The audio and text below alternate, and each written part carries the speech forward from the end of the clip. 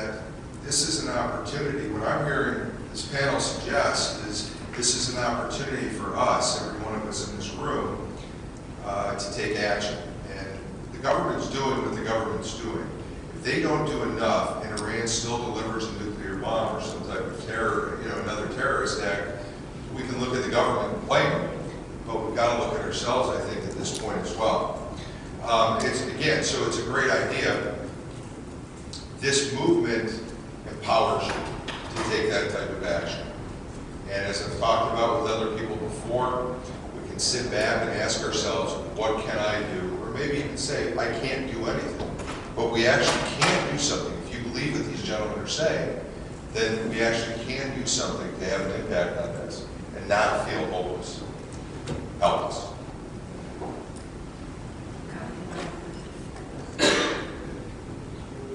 My name is Gotti Stewart. I'm a financial advisor at Morgan Stanley. Roger, I had the honor of listening to you speak at the APAC Policy Conference, actually on the panel with Ted. My question is, I know that your group has been working, I believe, with Northern Trust, developing an ETF based on your tariff-free indexes. And I'm just wondering where you guys are along that process. Well, as you can imagine, the global financial crisis has not been a windfall for tariff-free investing or almost any investing. As you can imagine, so many folks are stricken properly with fear for the future that it has paralyzed to some extent the movement of funds into new instruments like tariff-free investing.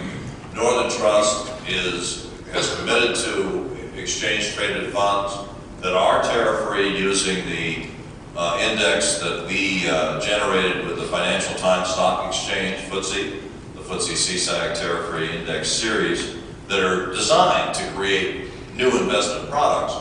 But they have suspended for about 6 months moving forward on that until such time as they can review the landscape. So frankly, one of the problems is that fortunately not everybody's taking that step. Credit Suisse, United Missouri Bank, others, including Mark Langerman's group, are doing this business today, Tributary Capitals and other. But the long and short of it is, I think it's going to come, but with some delays due to the trauma that we've so recently, that we're currently experiencing. But look, the reason we're here is it doesn't have to be that way. These guys are, as you well know, Mark does, these guys are looking for markets. If organizations like the Federation, not just here, but across this country, decided to say, we want to invest tariff-free, you're going to have people doing just exactly what Ted said, coming forward with products. It'll be in your company's interest, it'll be in your competitor's interest. Frankly, it's scandalous that that's not in place right now. Is there really anybody in this room who wouldn't prefer to invest tariff-free if you had the choice? So where we are right now is all of this spade work has been done. All of it. I mean, it's really ready to go. But one thing that's missing, and as Roger said, it has been hampered by this tragic financial meltdown. But what we're ready to do right now is to have people say to these guys who put these products together, I'll buy them. And if we buy them, they will come. If you don't, they will come buy them. And that's where I think you all come in and why we're so grateful to have a chance to come talk.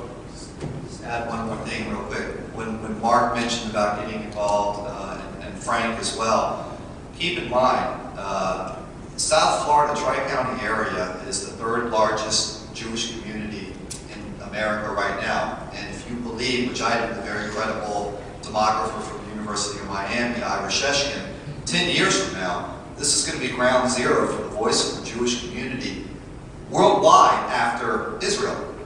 1 out of every 3 families right now in Palm Beach County alone is Jewish. Largest growing Jewish community in the United States is Boynton Beach.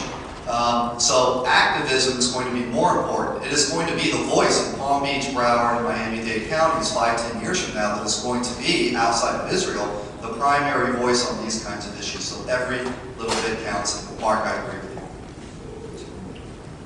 Hi there, my name is Sharon Shear. I'm actually with Merrill Lynch here in Boca Raton. Mark, I look forward to saying hello to you directly afterwards. My question actually piggybacks on what you were just talking about. Who is charged with the mission? I have a two-part question. Who is charged with the mission of going to Fidelity, to Vanguard, to these large family of funds to actually act as a voice to ask for these products? I'm actually curious to know that, as well as have you had any conversations with these companies and families of funds? And I'm curious to know, if you have, what their response has been. Well, I certainly wish somebody did have that mission. We, as a impartial research provider, can certainly go tell them what we have. But again, that makes it look like we're advocating a commercial interest. And what they need to be hearing from is their client base. I mean, as a vendor, you know, as some would call us, that's going to have its limitations. And I can talk and have talked till I was blue in the face on many of these opportunities.